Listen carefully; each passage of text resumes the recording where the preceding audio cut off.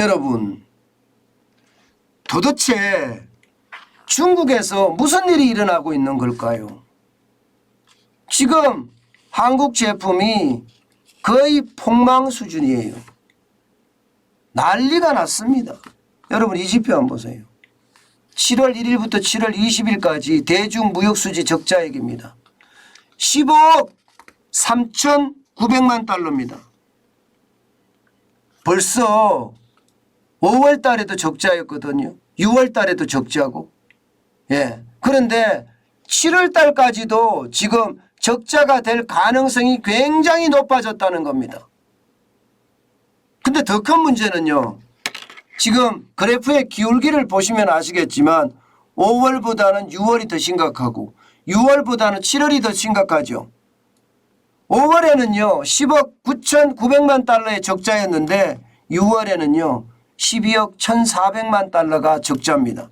그리고 7월에는 15억 3,900만 달러 현재까지 7월 20일까지 적자폭이 더 커지죠.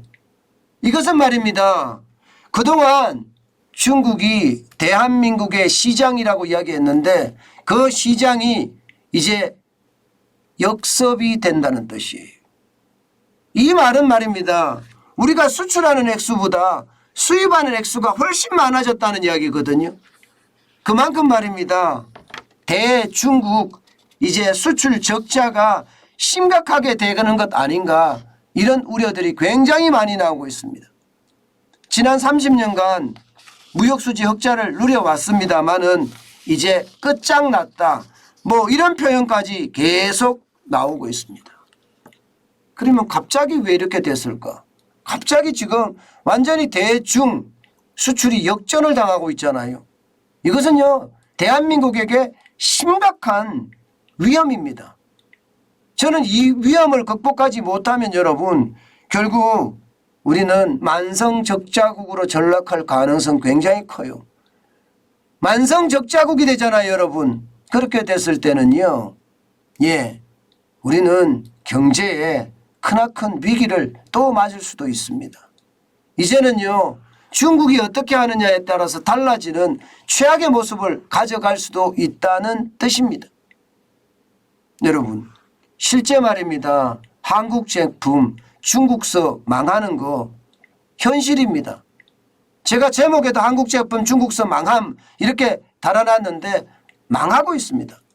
보세요 여러분. 승용차 같은 경우는요 2013년까지만 하더라도 시장 점유율이 10.4%예요. 그런데 2021년 작년입니다. 2.7%밖에 안 됩니다. 현대기아차가 시장 점유율이 2.7%예요. 이제는 12위로 물려나 버렸습니다. 그러니까 중국에서 한국 자동차는 값싼 자동차가 돼간다는 거예요. 값싼 자동차. 변방 자동차가 돼간다는 거예요. 그만큼 심각하다는 이야기고 스마트폰도 보세요. 2013년만 하더라도 19.7%로 시장 1위였습니다. 그러나 삼성전자가 2021년 0.6%에 그칩니다. 11로 밀려났고요. 존재감마저도 미약합니다. 존재감마저도. 0.6%면 존재감마저 미약한 거죠.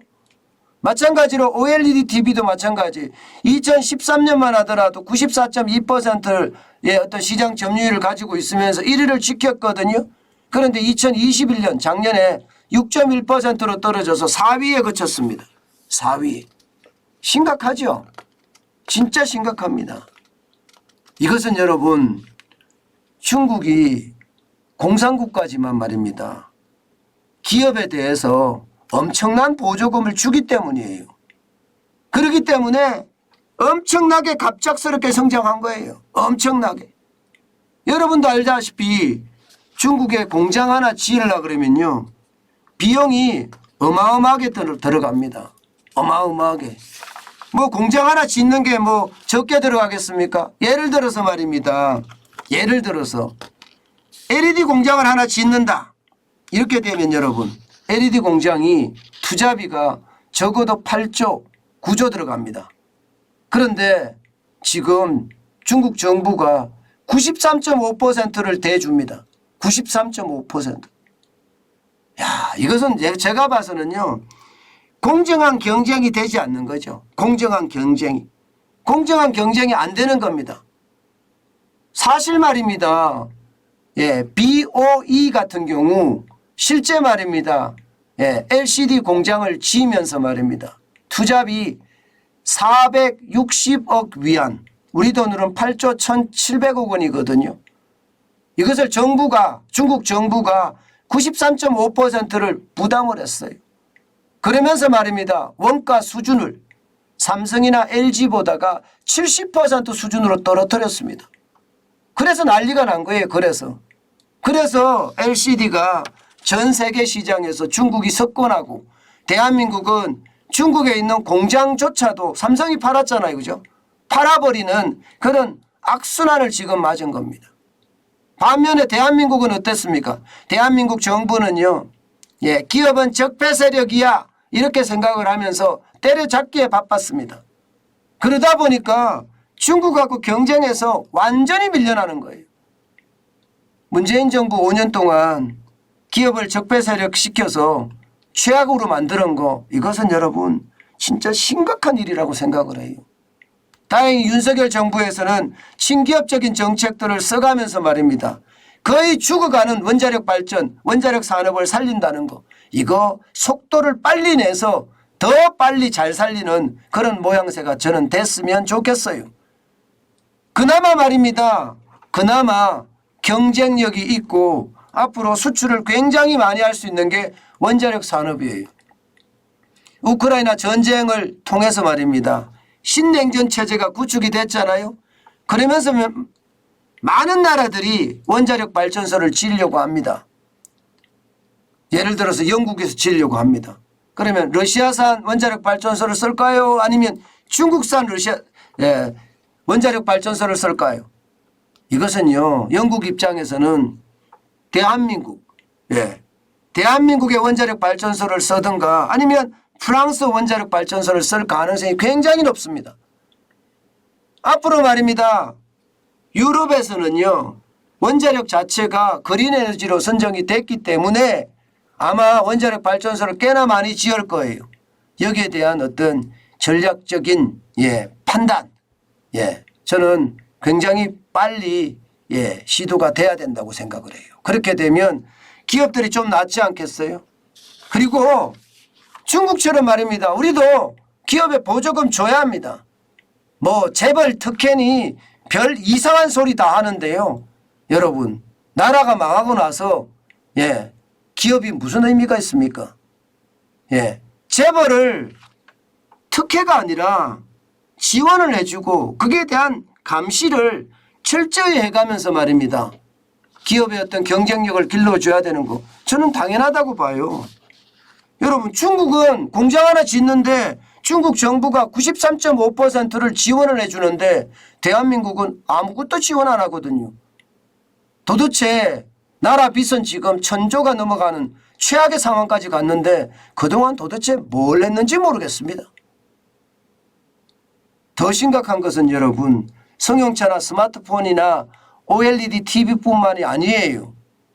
지금 전반적으로 다 쉽게 말하면 작살나고 있습니다.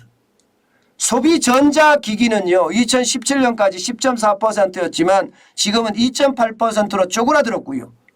전자부품은 그나마 자존심은 지키고 있다. 23.5%였던 것이 2017년에 지금 19%예요. 메모리 반도체가 그나마 지금 중국 시장에서 선전하고 있다 이렇게 생각합니다. 그렇지만 이것도 줄어들고 있어요. 52.3%에서 44.9%로 줄어들었습니다. 과학 의료기기도 마찬가지입니다. 20.4%에서 11.8%로 줄어들었고요. 화학 제품은 21.1%에서 9.3%로 줄어들었습니다. 실제 말입니다. 중국 시장에서 한국 제품들이 지금 메모리 빼놓고는요. 메모리 반도체 빼놓고는 힘을 못 쓴다. 망해가고 있다. 이런 얘기가 되는 겁니다. 여러분, 이것을 보면요. 그 어느 때보다 우리는 기업 친화적인 정책을 써야 되고요. 또 이들은 말입니다. 보조금을 줘가면서 난리도 아니거든요. 경쟁력이 좀 있다고 하는 데는 보조금 다 줍니다. 보조금을 다 줘요. 예. 뭐 전자 부품뿐만 아니에요. 반도체는 당연하고요. 반도체는 우리 돈으로 뭐 180조를 쏟아붓고 있잖아요, 지금요. 180조.